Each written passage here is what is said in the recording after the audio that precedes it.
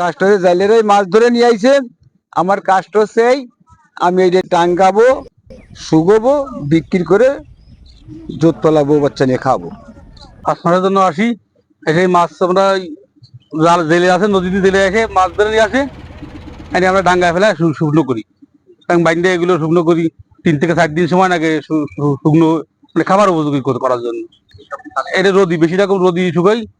সালন আছে, নেট আছে, তারপরে আরো আড়া বান্ধা আছে বাঁশের ছটি দিয়ে। এই আড়া দিয়ে এগুলো দিয়ে আমরা রোদি দিই।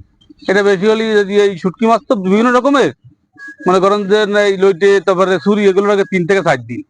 আর তেলে ভাসিয়ে চুনো মাছ, তারপরে চিংড়ি মাছ, এই বিভিন্ন মাছ আছে, এগুলো লাগে 2-3 এরকম লাগে।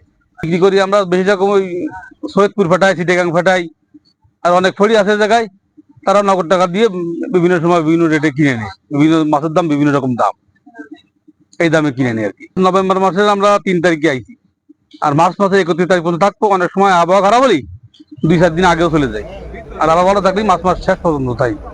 এই জ্বর হলে যে একটা জালিরা একটা নিরাপদে থাকবে, সেরকম কোনো স্থান আমাকে নেই। এই জালিরা একটা নিরাপদে থাকবে, পানির সমস্যা, বিভিন্ন সমস্যা আছে।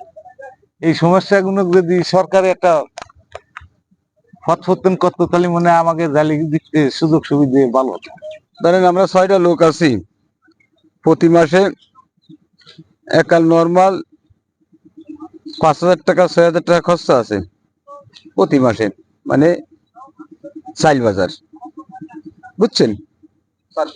5 জনের 1,000 টাকা হয় না, তারপরও জঙ্গল বাজায়।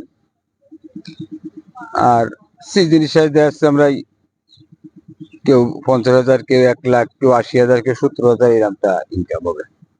খাবার পানি আমাকে এই একটা ফুসকুনি আছে, মানে বড় একটা ফৌজ আছে, এমনি অনেক মানুষ পানি নিয়ে। আর ওই ওই দূরে যারা, তারা ওই বালি খুঁজছে, ওই কুয়োর মতন বানায়, ওর মধ্যে পানি দিয়ে ওই পানি ব্যবহার করে খায়। ওই পানি খায়, এটা খাওয়ার জন্য ধরেন উপযুক্ত তো না হলেও আমাকে জন্য এই পানি এনে তো খাওয়া সম্ভব না। দেশ একটা, এই সংসারে ছোট সংসার, তাও 10-12 জন লোক আছে, এই পানি দেশটা তো আনা সম্ভব না। রান্দা খা দিয়ে দেশটা আনা সম্ভব না। তাই যা হয় তাই উপযোগী নিয়ে আমার আল্লাহর রহমতে এই পর্যন্ত কোনো ঝামেলা হয়নি। মানে আমাকে তো ওই নদীতে থাই, উপরে থাই, লবণ হাওয়ার সাথে আমাকে একটা ম্যাচ হয়ে গেছে। আপনাদের মূল পেশাটা কি? মূল পেশাটা হচ্ছে এই 5 মাস